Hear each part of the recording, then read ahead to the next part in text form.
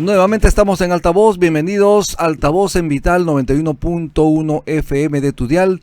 También estamos en Tribu Televisión Canal 20 y estamos obviamente en todas las plataformas digitales. Hay que recordar que la presidenta Dina Boluarte ayer anunció varias cosas, prácticamente era una lista de lavandería, más de 4 horas de discurso, no ha superado al discurso que dio el año anterior, que superó los 5 años, Aarón, es así, ¿no? Las 5 horas, sí. Efectivamente, 5 horas. Fue un poco más de esta vez 4 horas, pero alrededor de 15 páginas no leyó, porque ya creo que todo el mundo se estaba durmiendo, ¿no? Y justamente para analizar del tema, estamos con el doctor Ismael Benavides, nos acompaña el día de hoy, esta mañana, ex ministro de Economía y Finanzas. Muy buenos días, doctor Ismael Benavides. Muchas gracias por venir. Bienvenidos a Altavoz en Vital. ¿Cómo está usted? Muy buenos días. Nosotros sabemos que usted, cuando fue ministro, acudió varias veces al Congreso de la República, obviamente para este acto protocolar, ¿no? El mensaje al Congreso, el mensaje a la nación. Pero el discurso de 1 hora, 45 minutos posiblemente, 1 hora y media, máximo 2 horas. Sin embargo, ¿usted podría soplarse más de 4 horas de discurso? De ninguna manera, de ninguna manera. Además, cuando he asistido anteriormente al Congreso, asistía pues con políticos cuajados como Fernando Belaúnde primero y Alan García, que tenían discursos extraordinarios, a pesar de, obviamente, que tienen que leer los principales acontecimientos, obras que se han hecho en el año y lo que se piensa hacer el año siguiente, pero es muy distinto, evidentemente, cuando tienes oradores de esa categoría. Muy distinto además la participación de los congresistas de esos gobiernos. Durante esos gobiernos estaba un congreso totalmente lleno. Se ha visto, por ejemplo, el hemiciclo de ayer, el hemiciclo del Congreso de la República relativamente vacío. Es decir, los congresistas tomaban poco interés a lo que decía la mandataria, algunos revisando sus celulares, algunos durmiendo, algunos saliendo a tomar un café, a tratar de tomar una siesta y digerir lo dicho por la presidenta. Es una falta de respeto, tanto a la institución presidencial como al propio Congreso. Yo recuerdo cuando, incluso yo he sido diputado por Ica en el año 90 y asistíamos todos al discurso presidencial. De manera que yo creo que para respetar la democracia hay que respetar las instituciones y la actuación, por supuesto, de todos estos parlamentarios que o no van o tienen actitudes pues poco decorosas. Creo que lo que hace es más bien degradar la institución del Congreso y por supuesto degradar la democracia. Porque puedes no estar de acuerdo en lo que diga la mandataria, sin embargo la institucionalidad debe preservarse. Justamente el Congreso está para eso, para que los legisladores estén allí escuchando atentamente, para que puedan revisar, para que puedan también hacer sus opiniones luego.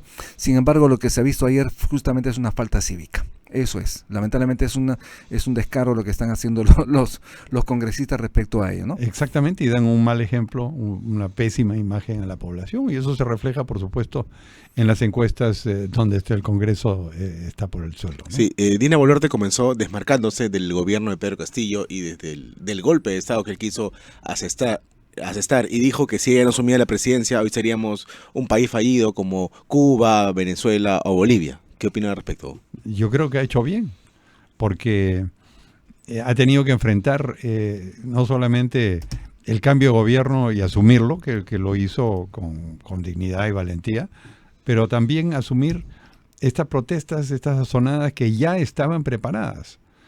Porque evidentemente lo que había pensado Pedro Castillo era no solamente dar el golpe de Estado, sino justamente generar esas azonadas para apoyarlo a él. Y obviamente al caer Castillo por intentar el golpe, estas zonas que ya estaban preparadas siguieron adelante y trataron de desestabilizar al país. Yo creo que la presidenta actuó bien y actuaron bien las Fuerzas Armadas y policiales. Y si han habido muertos ha sido justamente por la incitación de personas violentistas que llevaron a cabo esto. Estamos hablando de cerca de 150 personas que fueron muertas durante las protestas. Obviamente la presidenta tendrá que dar cuenta en su momento luego de su mandato. Así es. Y evidentemente tendrán los argumentos. Yo creo que es lamentable que hayan ocurrido estas muertes, pero evidentemente cuando se trata de preservar la unidad de la patria, cuando se trata de proteger la propiedad pública y privada, las fuerzas del orden tienen que actuar. Y lamentablemente fueron quienes realizaron estas provocaciones, estas acciones violentas, tomando aeropuertos, tomando carreteras, atacando a las fuerzas del orden. Incluso hemos visto 6 jóvenes soldados que fueron brutalmente asesinados ahogándose en un río. Son esas personas las que llevaron a cabo las acciones violentas en contra de un gobierno legalmente instituido. ¿Usted justifica que una protesta democrática, cívica, de alguna manera pueda ser repelida a punta de fuego, a punta de balas, a punta de perdigones? Bueno, es que no se trataba de protestas cívicas. Hemos visto cómo han atacado policías, han muerto a un policía, lo han incendiado, pero estando vivo. Pero está comprobado que ese policía no ha sido muerto, no ha sido, en este caso, asesinado por quienes protestaban, sino por su propio compañero de armas. Bueno, es producto de esa violencia. Igualmente, el ataque al aeropuerto de Juliaca, el ataque al aeropuerto de Ayacucho, que son considerados por las Naciones Unidas como instituciones estratégicas que tienen que ser protegidas por el Estado, tampoco se justifica. Yo no justifico las muertes, pero sí, pero no justifico la violencia que ha generado, que ha llevado a estas muertes. ¿Qué le parece a usted que todavía la justicia, en este caso las investigaciones son lentas, en este caso para determinar efectivamente quiénes son los responsables de estas matanzas? Porque estamos hablando de casi 50 peruanas que lamentablemente han muerto por protestar, por estar en desacuerdo con el gobierno de Dina Boluarte. Justamente a eso iba. Una cosa es la protesta pacífica, el tomar una calle, tomar una plaza y hacer actos de protesta, pero otra cosa es tomar instalaciones específicas, atacar entidades del Estado. Han atacado la Fiscalía, han atacado las comisarías de la policía, han atacado aeropuertos, y todo eso ha llevado a estas muertes. O sea, el que busca, encuentra. Y eso es lo que ha ocurrido. Lamentablemente 50 peruanos fallecieron. No debió ocurrir realmente y alguien tiene que dar cuenta por ello. Yo creo que los peruanos que murieron fueron equivocadamente llevados a esta situación por apoyar un presidente que ya era ilegítimo, que había dado un golpe de Estado y que la sociedad evidentemente se defendió. Yo creo que a ningún gobierno le gusta tener que actuar en contra de su propia población. Yo lo he visto tanto en el gobierno de Belaúnde, tanto en el segundo gobierno de Alan García, donde fui ministro, pero el Estado sí tenía que protegerse y tenía que defenderse, y no solamente se trata de mantener orden, sino lo que tiene que hacer el Estado es proteger a la sociedad en su conjunto. Eso es importantísimo. Sin embargo, obviamente las investigaciones tienen que continuar, que sean céleres, que se castigue a quien tenga que castigarse por esas muertes de esa cantidad de peruanos. Pero mire, yo creo que el Poder Judicial peruano lamentablemente ha demostrado en estos últimos años ser un desastre en ese sentido. Y no sé si desastre es la palabra, pero ya hemos visto, los juicios demoran 10 años, demoran 15 años. Acaban de condenar a un señor que se ha fugado, Víctor Cuba, después de 14 años. Entonces, ¿de qué estamos hablando? La justicia no es justicia cuando no es célere. A menos que seas una modelo mediática y sí, al toque te condenan a tu agresor, ¿no? Sí, exactamente. Eso no es justicia, ¿no? Exactamente. Y en el ámbito económico, los anuncios de la presidenta Dina Boluarte, usted como economista, como ex ministro de Economía y Finanzas, ¿cómo los ha sentido? ¿Son realistas? Efectivamente, ¿podremos crecer 3,1%, 3,5% como lo estima la presidenta Dina Boluarte?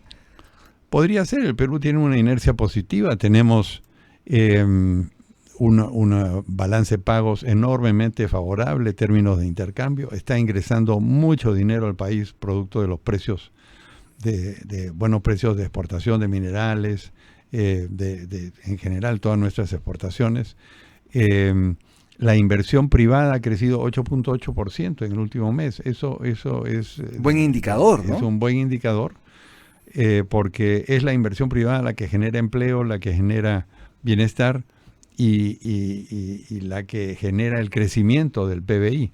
Un país, para darse una idea, un país que quiere crecer al 7%, debería tener inversión privada de 19-20% del PBI, más 5% de inversión pública. Ujú. Con eso se puede llegar a un 7% de crecimiento, y es lo que ocurrió con el gobierno de Alan García. ¿Pero están dadas las condiciones en ese contexto para llegar a esa cifra que usted señala? No, de ninguna manera. Yo creo que el Perú ha pasado por una situación muy mala. Hemos tenido 6 presidentes en 2 o 3 años, una gran inestabilidad política. El inicio de este gobierno también tuvo justamente estas marchas y acciones violentistas. Más el ciclón Yaku, más el fenómeno el del niño, ciclón ¿no? Yaku y el niño. Y evidentemente fue afectado, pero yo creo que la economía peruana ha mostrado, como se dice, resiliencia. O sea, es capacidad de recuperarse. Y eso ha llevado a que después de una caída del PBI en el 23 de casi 1%, hemos vuelto a crecer en el 24 y seguimos creciendo. Entonces yo creo que el Perú, con la Constitución del 93, con instituciones sólidas como el BCR, que mantiene baja la inflación, con un déficit fiscal que no es bueno, pero por lo menos es manejable, con una estabilidad en las reglas del juego, en las leyes, creo que ha demostrado que puede recuperarse y probablemente lleguemos a 3.1%. Efectivamente, sin embargo, ya lo han señalado exministros de Estado, un crecimiento de 3,1, 3,5% no es suficiente para generar empleo, ¿no?